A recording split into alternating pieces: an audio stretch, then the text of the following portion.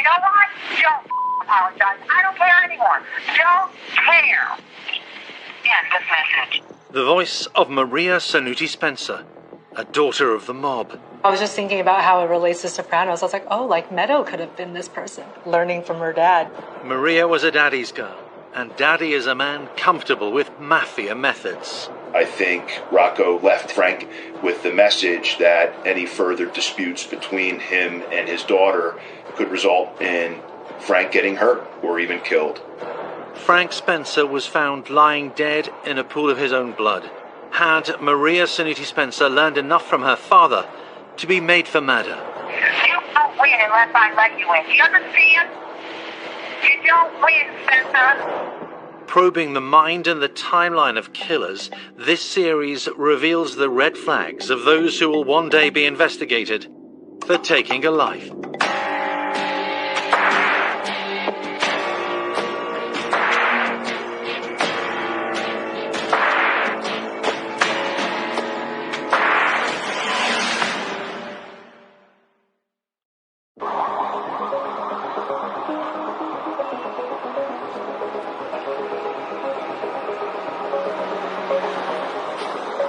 Maria Sanuti is from a large Italian-American family. Forensic psychologist Judy Ho has been analysing the motivation for murder that would one day appear on her timeline. Maria grew up around violence, and her father solved all of his problems with violence. So it's not surprising that Maria would take the same approach. This is how she gets people to listen and to respect her. Maria's father was Rocco Franklin. Rocco was an individual who had essentially resided in state prison for a majority of his adult life. He's kind of known as a tough guy, and some people think he's a wise guy. Like maybe he's got some mob connections. She doesn't have any problem with her dad being a tough guy. Maria's mother, Teresa, divorced Rocco, leaving New Jersey to set up home with her children in Pennsylvania. It was where Maria would meet her future husband. There are some who believe Maria is innocent of the crimes she is now serving time for, including her lawyer, Christian Hoey, a man who knows her story. Frank and Maria met in Columbia County, where Frank and his family ran their junkyard business. Frank was a very popular individual in that area. It's a small county, a small area, and everybody knew everybody, and certainly everybody knew Frank. In 1997, they elope. Frank says she's beautiful and she's smart, and he loves that she brings out this sense of adventure in him. And, it's just, she's more spontaneous than I've ever been, he says. Over the years, they have 2 children, Cyrus, their son, and Frankie, their daughter. By the early noughties, Maria and Frank looked like they were living the classic all-American family life. They had 2 lovely children. Both of them very athletic and prominent in their community. Each of the kids had a great deal of friends. Things, though, were not what they seemed for the couple. Frank and Maria, by all accounts, had a very acrimonious relationship. They were at odds with each other constantly. Making up and breaking up seemed to be the course of their marriage. I think when Maria and Frank first met, they were attracted to each other for similar reasons. I think they felt like the other person gave them something that maybe they really craved and wanted, and they were both adventurous at the time and were living these fast-paced lives. After marriage, Frank became domesticated very quickly, and I think it caused Maria to lose respect and possibly fall out of love with him and not respect him anymore. It just seemed that Frank and Maria's marriage was really suffering from a great deal of bickering and infighting between them. So it was a difficult marriage, by all accounts. Maria wanted control of her husband's life, something not made easy when Frank had to devote more time to work. Frank's father decides to retire in 2006. Frank, at that point, takes over the family business, which is a junkyard. And, he's a good guy, and he treats all the employees like family. So this is this whole new family that's coming into their world now, and Maria's not so sure she likes it. She's just not cut out for this. On top of being domesticated, Frank took on more of the role of a caregiver, which probably Maria wasn't really used to in terms of her own upbringing. Things went bad quickly. Tensions led to violence. The police were called several times as this violence escalated. At one point, the police were called on Maria for assaulting the mother of Frank at a school. The local police had been involved in numerous domestic disputes between the two individuals, property damage, property theft, each one pointing the finger at the other. Maria was described as the Black Widow by associates and acquaintances, and certainly had this reputation where she thought that she was above the law. There was constant fighting between them, some issues regarding infidelity between themselves and both of them. As court documents would reveal, the volatile relationship took up a lot of police time. Frank Spencer reported his wife's violence to the authorities between 25 and 35 times over 6 years up to 2012. On numerous occasions, both when married and later when separated, he would tell them she threatened to kill him. When these incidents would happen, Frank would call the police. He wanted it noted, he wanted it on record, but he didn't really want to press charges on her. It was in 2006 when Frank Spencer decided enough was enough. He began the divorce process, but he didn't leave Maria. That would come years later. The couple continues to live together. They're trying to keep things as normal for the children as they can. So they're still living in the same house, trying to keep things looking the same. Even though they actually kind of physically separated from each other, there were many times where they reconciled. Let's say between, 2007 and 2010. Maria would return to the family home for months. They would have another disagreement. The police might get involved. They had many of those make-up, break-up, reconciliation moments. Oftentimes, when people decide to carry on when they've fallen out of love and still stay in the relationship, there's a real purpose to it. And I think Maria probably didn't see the point. I think she didn't particularly like rules and didn't like to be confined. And the fact that she felt like she was stuck in this position where she had to still pretend that her and Frank were okay and that they were in love and that they are a partnership probably just caused her more and more resentment over time, and she blamed Frank for all of it. Despite the issues, Maria told friends that she didn't want to divorce Frank. It would be bad for her image, interfere with her access to the children. She's told people over the years that if he ever threatened to divorce her, she'd kill him. Well, now she's talking more and more openly about what she wants to do. In 2007, Frank first reported one of Maria's threats that she'd have her father kill Frank.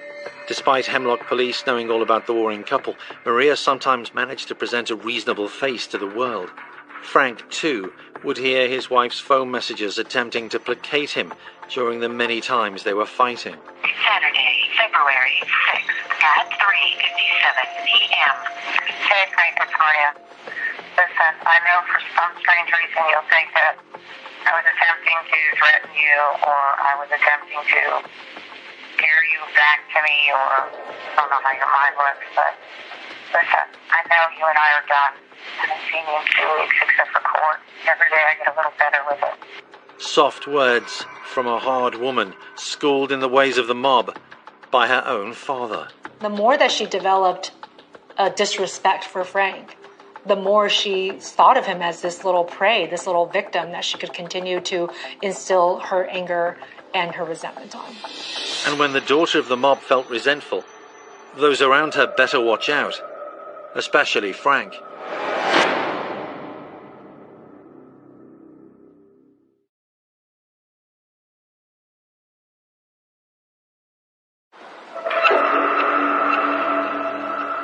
Maria Sanuti Spencer's willingness to get tough didn't stay inside the family home. In 2008, Maria is arrested when she causes a disturbance at the school where her daughter attends. She goes to pick up her daughter, and her mother-in-law shows up at the same time, and she gets in a scuffle with her. Maria is charged with disorderly conduct, harassment, and endangering a child because she doesn't buckle up the child in the car. By law, she's supposed to do that. Eventually, the prosecutor doesn't think he can really make all those cases, so he arranges a plea deal, and she pleads to disorderly conduct, and she pays a $600 fine. During the scuffle, Maria issued the warning to Frank's mother. Maria would have her son killed. Former homicide detective Rod Demery suspects that at the time, no one in Columbia County was too concerned by Maria Sunuti Spencer's brash words.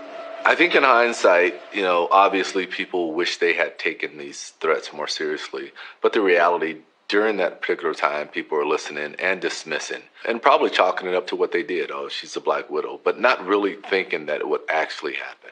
In early 2009, Maria gained a powerful ally in her battles with Frank, her father. Rocco Franklin was eventually paroled from state prison in 2009. He relocated to a town about 70 miles away from where Maria and Frank lived in Columbia County. It was Harrisburg, Pennsylvania, which is the capital of Pennsylvania. When Rocco was paroled, a number of threats and a number of interactions between Maria and Frank took place, namely Maria suggesting that her father Rocco would cause him harm or hurt him if there were any further domestic disputes between Maria and Frank. Arguments over access to the children, the family home, or Frank seeing other women were commonplace, and court documents reveal the fear that Frank felt of Maria and her now-released father. Police recorded that the victim was absolutely in fear to the point where he was changing his habits so he wouldn't be going to the bank on the same day. On an occasion, Rocco took offense at something Frank had said. Rocco and Maria demanded an apology. I was surprised to find that my father wants an apology. It wasn't a little thing, not a little joke. He's an old man. He's got funny ways. Just wants you to say sorry, and I got nothing to do with it. It appeared from Frank's interaction with his friends that he was very concerned about Rocco Franklin being paroled from prison and being out and available perhaps to injure Frank or cause him harm or confront him over the difficulties he was having with Maria. I thought I'd let you know because I care about you, because I wanted you back, not because I wanted to frighten you. Anything. I just wanted you to know that he wanted an apology. If you want to be stubborn about it, that's on you. Take care, Frank.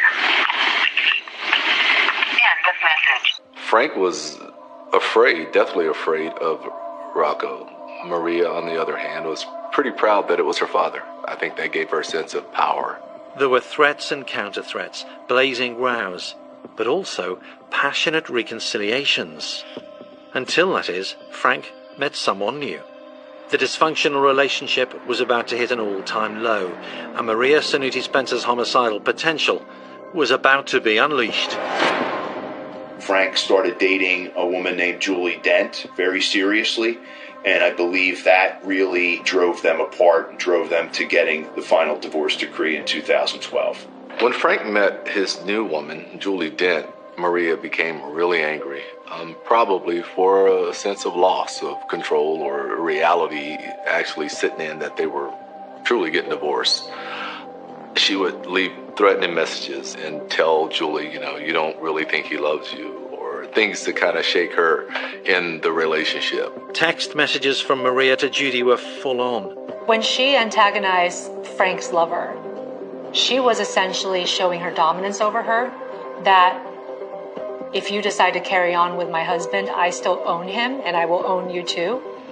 And this is all to be expected. This is par for the course for somebody like Maria. She wanted to make sure that this woman knew that she was still the alpha and she was watching everything, and that the only reason that she hadn't been hurt so far or even is able to keep her life at this moment is because Maria is allowing her to live and allowing her to carry on an affair with her husband. Naturally, once Frank began to date Julie Dent, she would often encounter the kids. Frank would have custody of the children.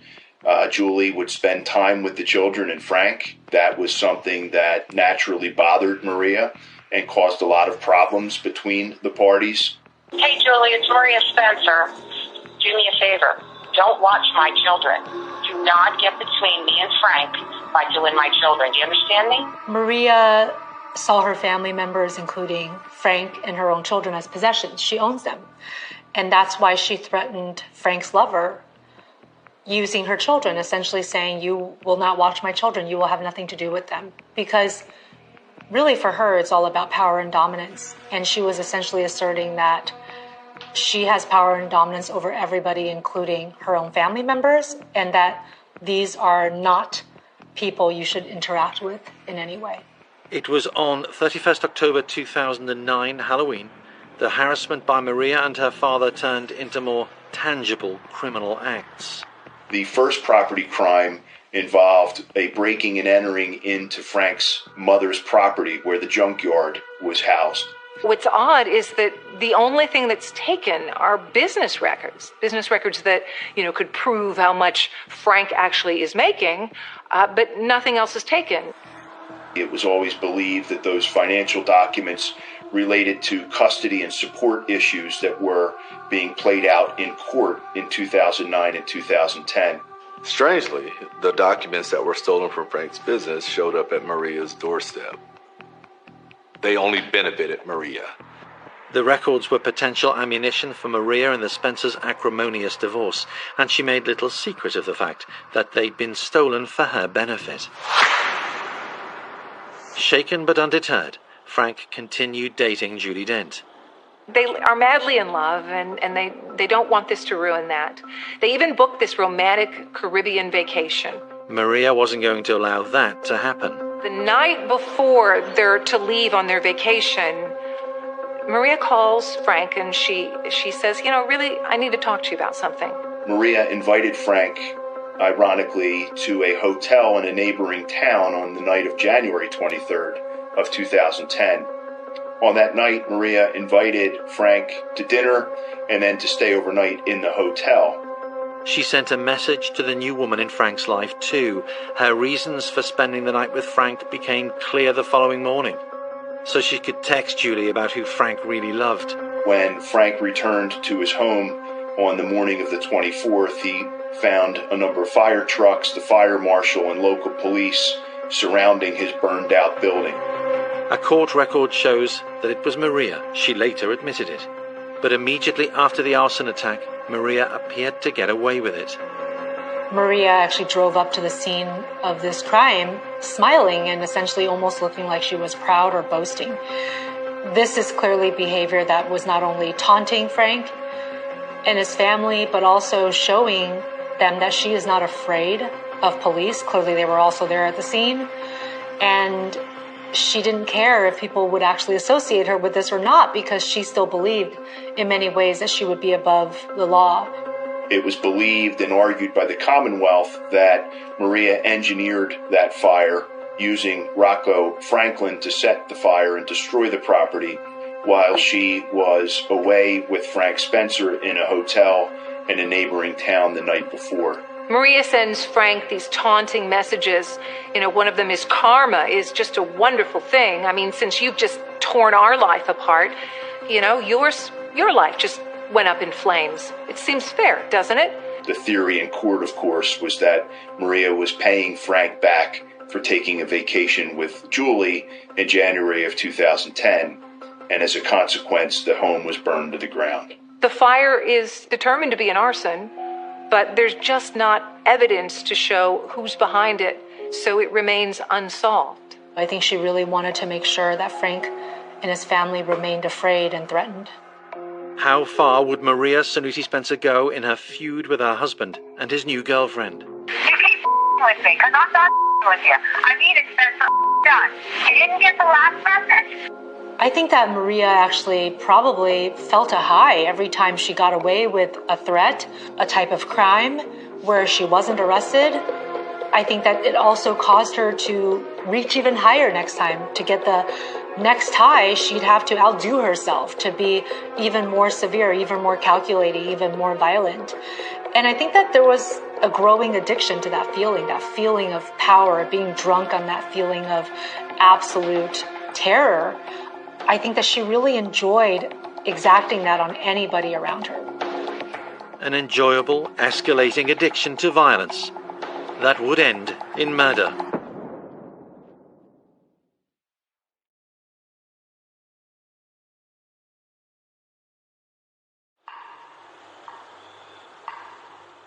The arson attack in the recent past, it was Julie Dent's turn to be threatened. Julie was confronted by Maria at a game, and Maria told her, "Your house is next."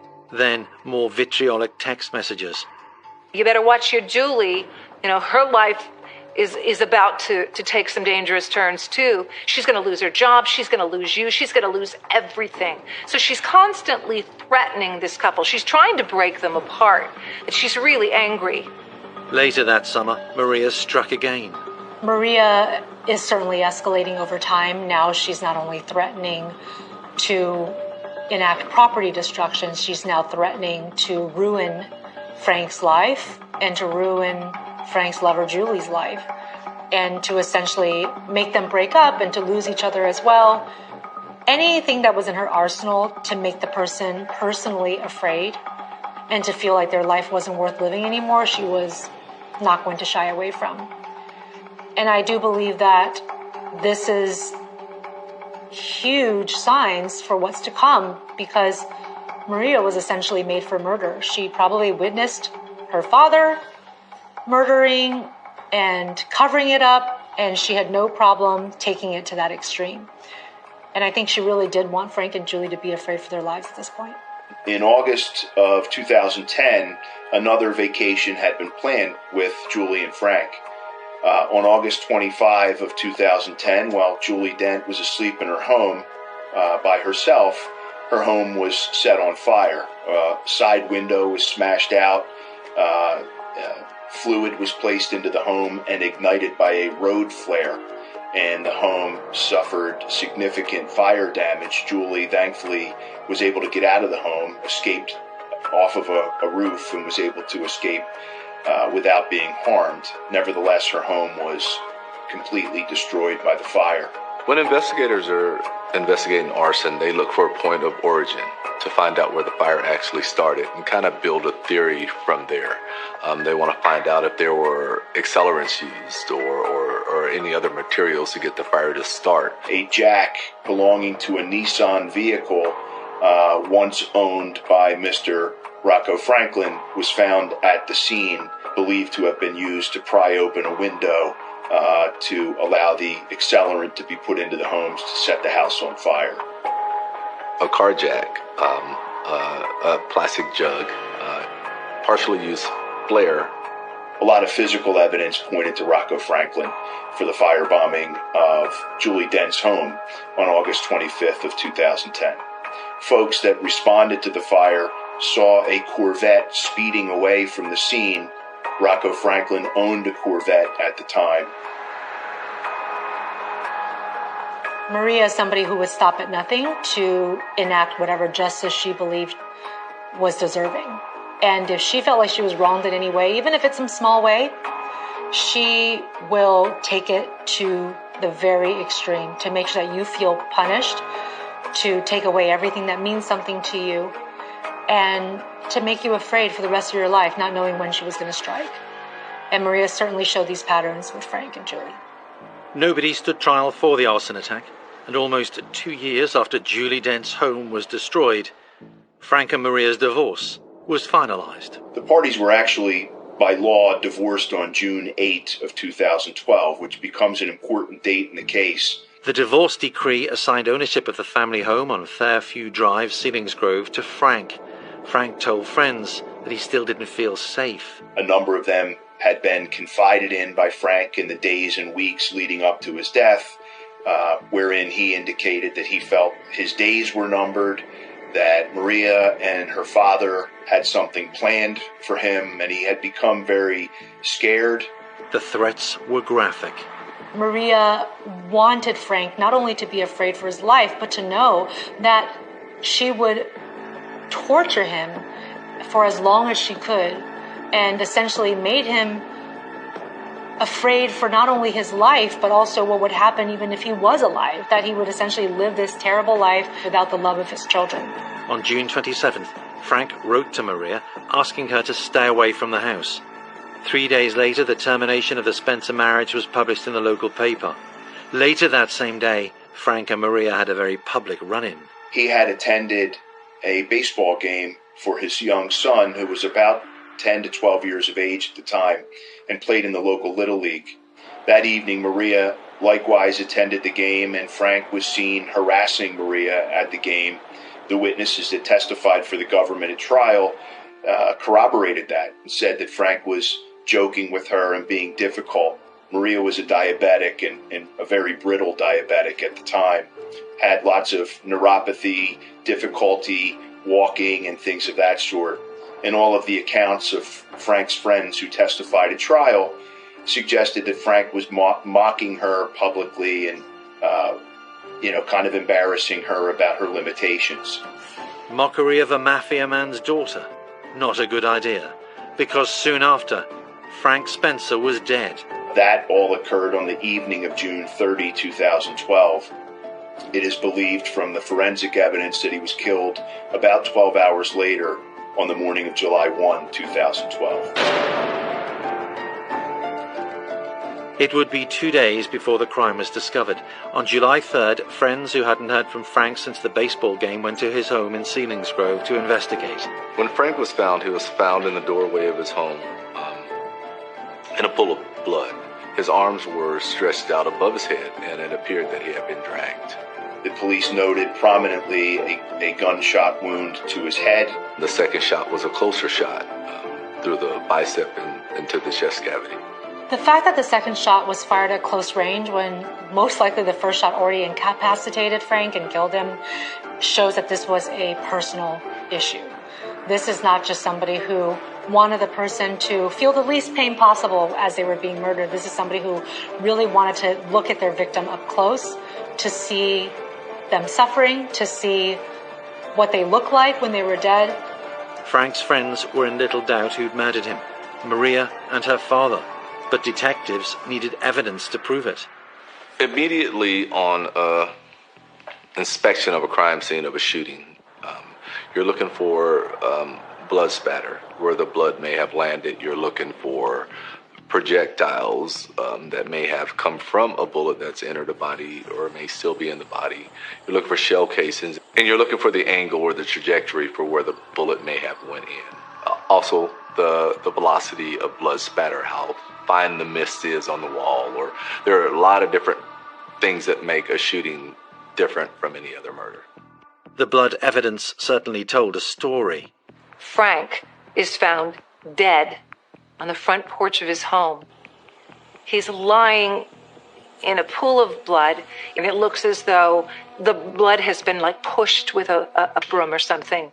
That would indicate that someone attempted to clean up the blood or wipe the blood. Investigators take a piece of the tile floor, and they are able to lift from that a bloody footprint, and it matches to a size 11 Dr. Scholl's Escape model sneaker, the same kind of shoe that Maria's father, Rocco, is known to have worn.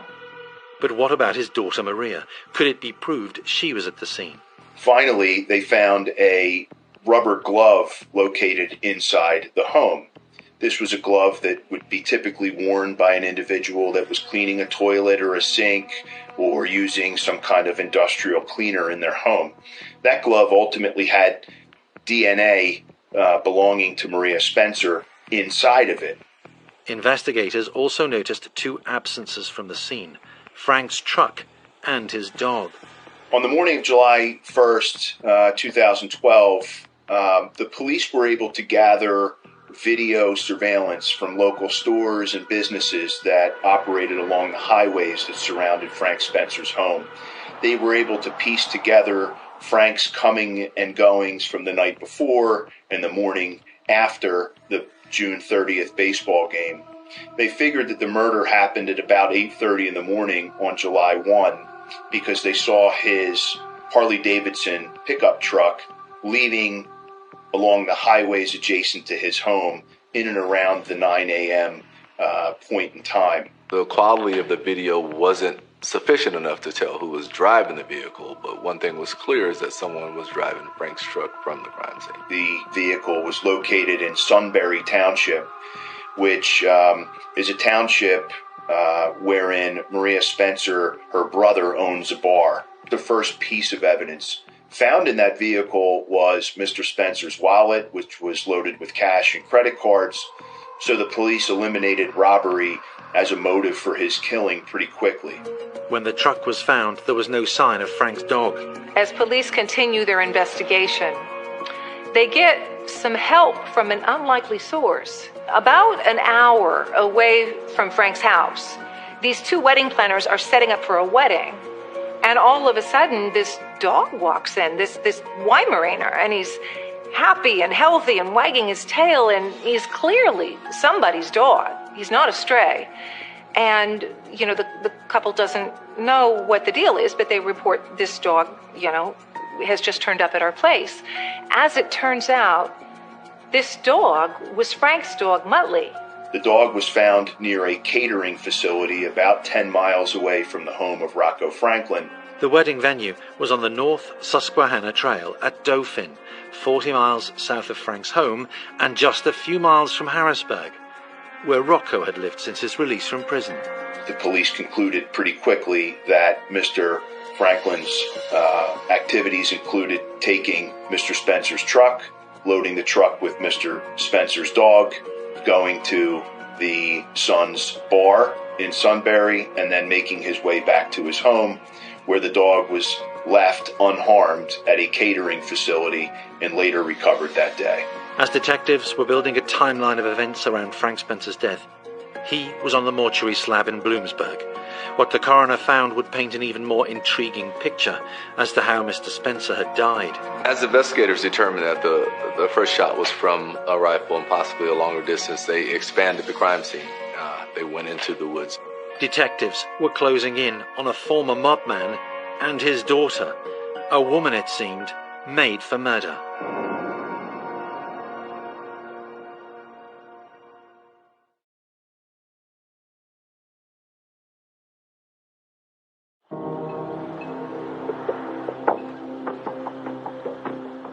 Both Rocco Franklin and his daughter Maria were heavily implicated in the death of Frank Spencer, but both were still free, evidence still being gathered. Investigators determined that Frank had actually been shot by two guns. One was a rifle shot at a long distance. The other was a close-up shot, and that would indicate something more personal. When it's discovered that a shot may have come from a rifle or a long-range weapon, we're going to try to determine where that shot was fired from. They searched the area, and it's at this point of the year, it's summertime, so the woods are all leafed out, and it would be easy for someone to hide out in the woods.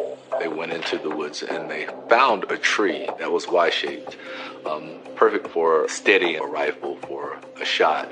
A tree stand was set up in a tree about 150 feet up a hill directly across the street from Frank Spencer's home. They search this area where this tree is, and they find a spent bullet casing, and then they also find a soft case for a rifle there. They believe the first shot came from Rocco Franklin, who was perched across the street in the tree stand, having used a long gun or a rifle to shoot the first shot that they believe went through Mr. Spencer's neck. And then someone got closer to Frank as he lay on the ground. They think, and have argued at trial, that a second shot occurred after Frank dropped at the front door after the first shot made contact with him. They believe that second shot came from a handgun. They recovered a bullet from the body of Mr. Spencer. So they believe there were two shots. They believe the second shot was discharged from a handgun at close range and actually killed Frank Spencer. Detectives could not prove who had fired the shots. Forensic evidence placed Maria and her father at the scene, but it did not prove that they had fired the weapons. A couple of months go by, and when police are trying to get them to talk, they call Maria in for questioning, and she refuses. They call Rocco in, and he's, okay.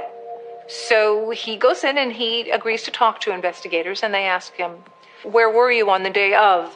And Rocco is, he loves this kind of cat and mouse game. During that interview, Rocco said that he had not left his home in Harrisburg. Detectives knew differently. The cell phone contacts that Mr. Franklin had showed him at or near the catering location in Harrisburg where the dog was found.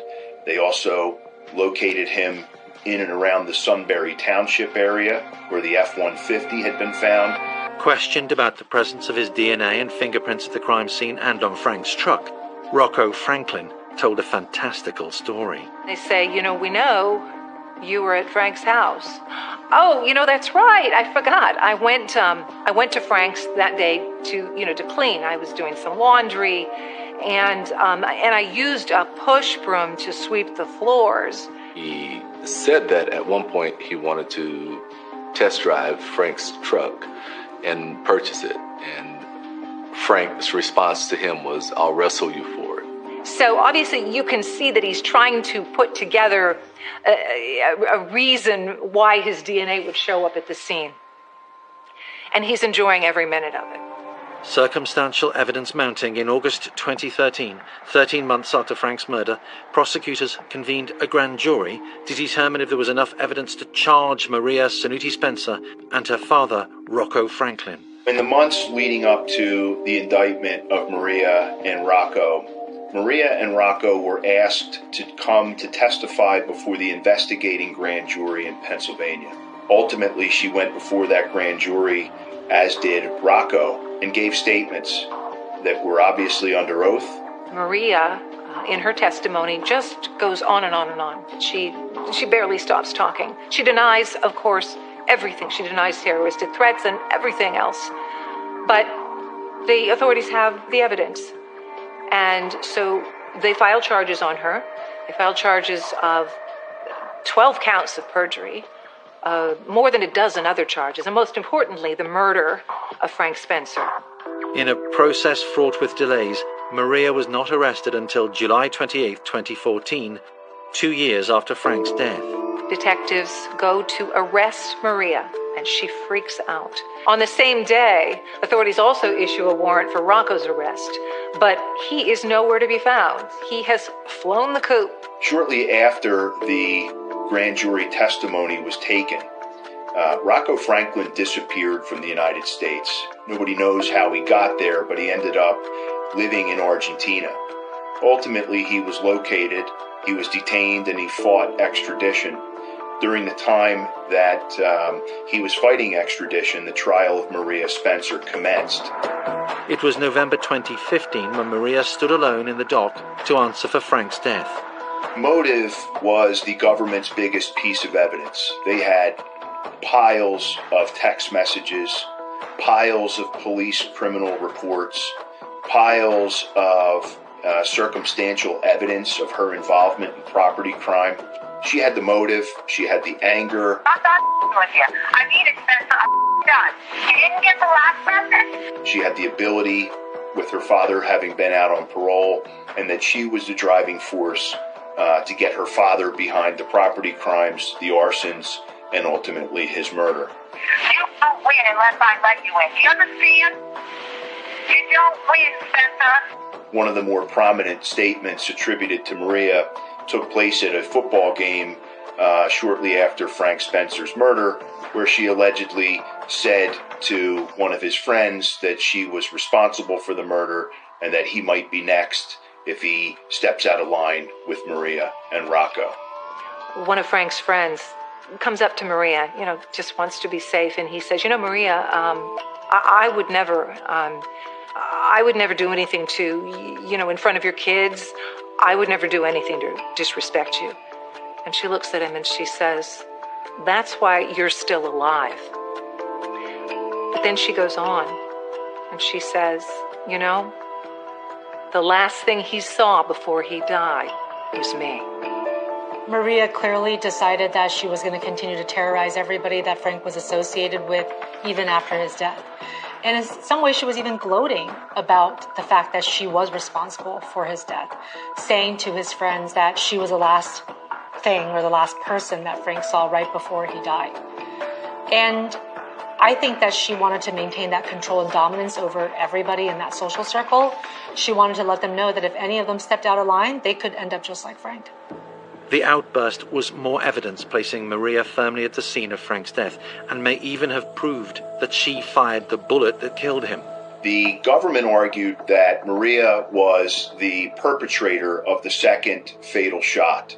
In other words, She was the first individual onto the decking after Mr. Spencer was shot by Mr. Franklin from the tree stand across the street, and that she approached Mr. Spencer as he lied in blood outside his front door on the porch deck and administered, so to speak, the kill shot with a small handgun. Maria and her lawyers refuted this version of events. Lots of physical evidence, electronic data-based evidence, suggested that Mr. Franklin was the sole perpetrator of the crime.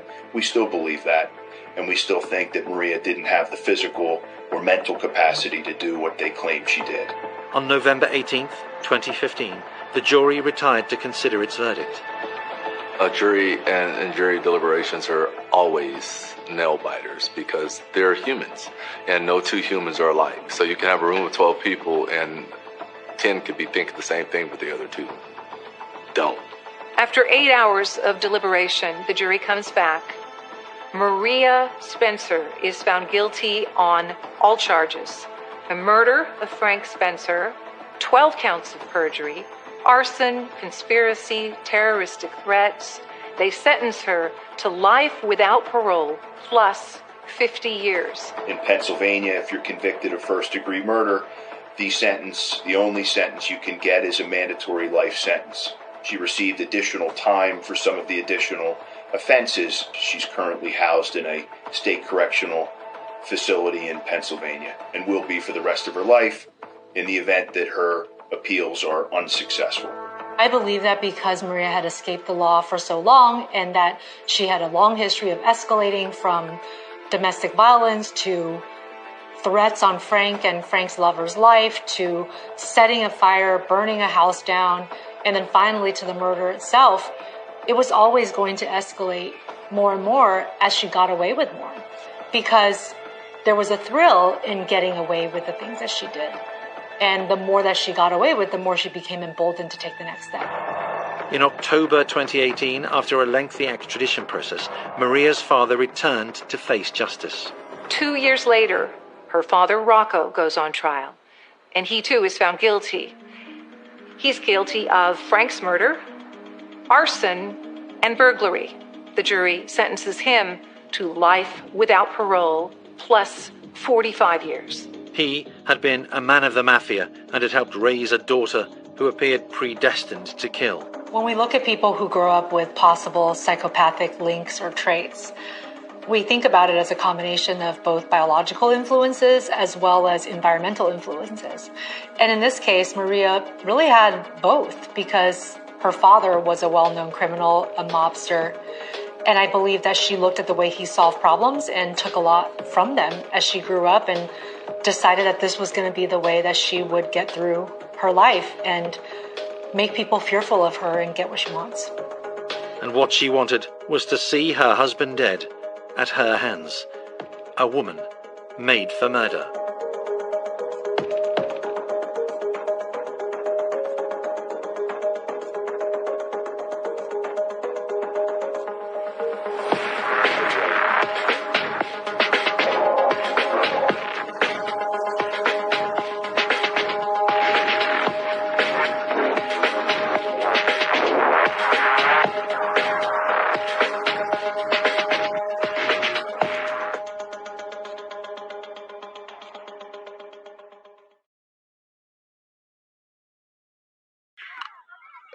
我大玲儿，谢谢大玲儿的帮啊！他们带孩子玩玩了，带孩子玩玩了，让那谁抱着那个一块玩。已经玩过了，能吗？谢玲儿，谢玲儿。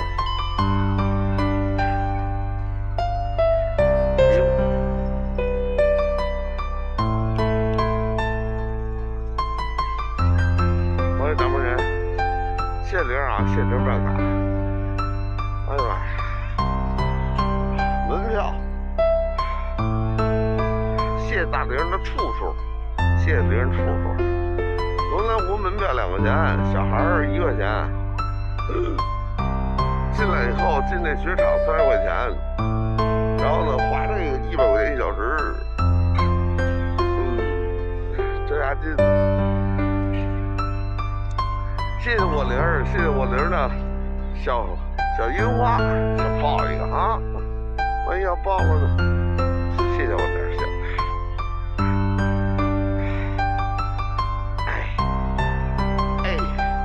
新年快乐啊，大玲儿！钱钱都是钱，对，是那怎么办？玩这个人类游戏规则现在就是这样，钱，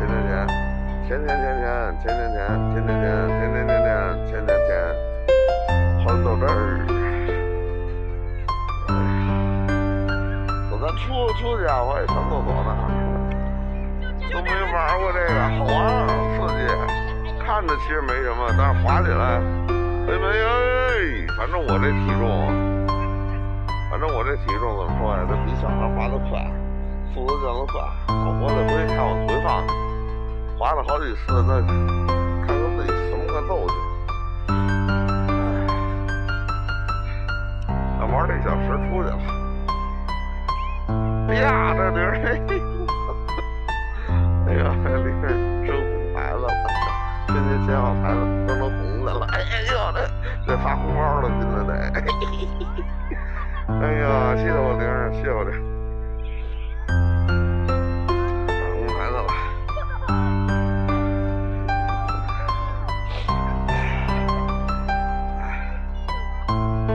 明天包饺子，明天上午包饺子，不是，明天我啊应该是去故宫的上午要是故宫开放的话，这就是故宫，上午故宫，下午我就回家呢，包饺子，晚上抽奖，晚上8点，没办卡顺可以办卡，明天晚上就抽奖，免费弹幕抽奖，当然了，您得有这屋的牌子啊，最少6块钱粉丝牌，然后您随便上这屋抽来，奖品都在鱼吧里，可以看一看。1级粉丝牌就可以参与免费弹幕。明天我们相约晚上8点，明天晚上8点，咱们相约8点。我大差不差算了一下，得40人吧，得40人。我跟春晚抢观众，我也是真的牛了大逼了。那明天晚上8点正是春晚开幕的时候，我竟然跟他抢观众玩了，金子你可真帅气，那抽1小时呢，是吧？